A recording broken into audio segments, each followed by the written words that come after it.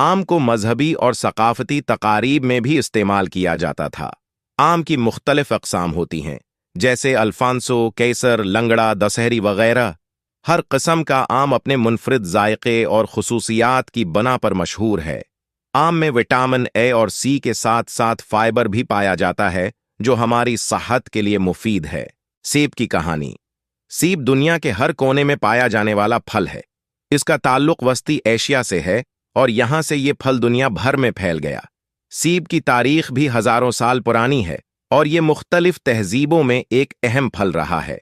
कदीम यूनान और रोम में सेब को सेहत, खुशी और मोहब्बत का निशान समझा जाता था।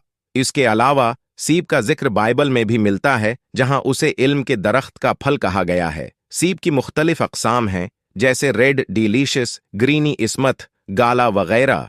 हर किस्म का सेब अपने जायके, रंग और खुसूसियात